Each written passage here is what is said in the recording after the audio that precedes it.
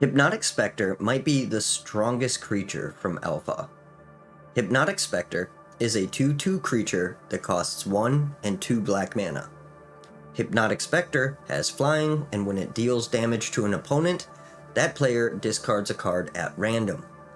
Now, that might not seem all that great if you're more used to modern cards, but you also have to remember that Dark Ritual was a common in Alpha, Beta, and Unlimited, and Revised, and 4th Edition, and Ice Age, and Mirage, and 5th Edition, and Tempest, and Urza's Saga, and Arcadian Masks. After that, they decided that 3 black mana for 1 might be too good, but it is kind of interesting in its own right how long Dark Ritual was just like, okay. Very funny stuff.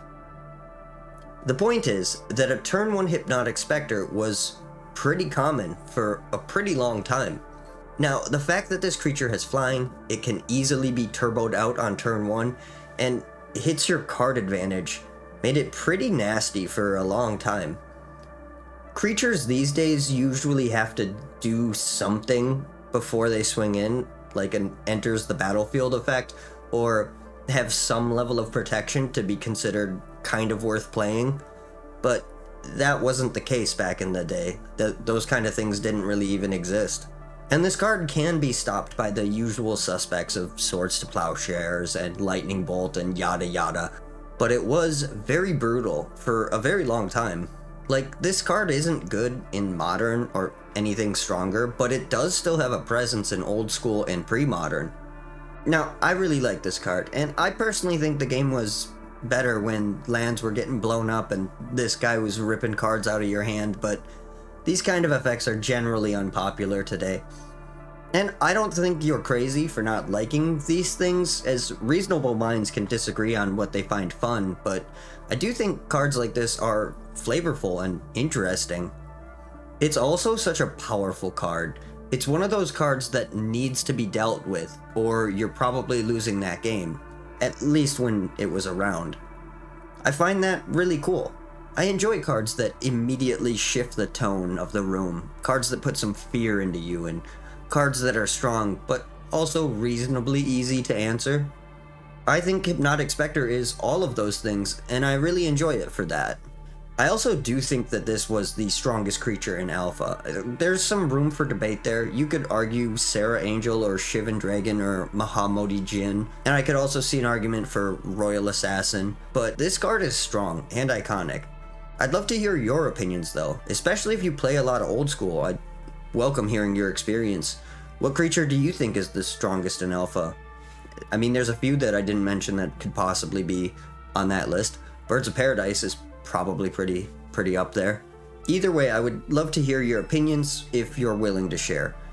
This is such a cool and iconic card with a lot of history. It's seen tournament success and has probably chased some Timmies from the game for being unfun to play against. I kind of wish I had more to say about it because it is so iconic, but beyond turn 1 Dark Ritual into Hypnotic Specter, I don't really know what else there is to say about it.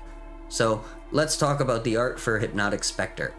Hypnotic Specter was originally printed in Alpha, and it was illustrated by Douglas Schuler. The Alpha, Beta, and Unlimited printings of this card misprint Schuler's last name by adding a C before the H. This was fixed in Revised. I really love this art, and that's probably not surprising. I think the most consistent thing about me is glazing old art. So unless this is your first time watching me, in which case, hey dude, but otherwise you wouldn't be surprised to hear that this is my favorite art for the card. It's just so well done in my opinion. I really love that the background is just black and that it kind of feels like animated armor, as the inside it just appears to be like wisps of a spirit. The glowing red eyes are also terrifying in their own right. This is such a sweet card, and the art is awesome. The shading on the armor is also really well done. It really ties the piece together, in my opinion.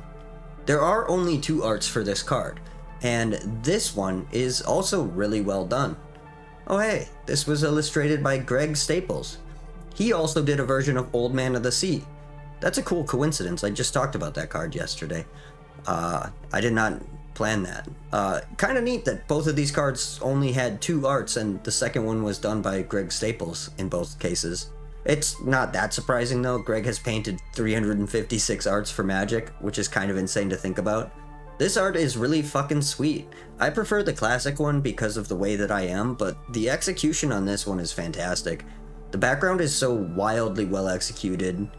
The moon, or maybe sun, cutting through the haze is just so well detailed, and the shading and the light on this piece is next level. And the Hypnotic Specter riding on a wyvern is also a really cool concept.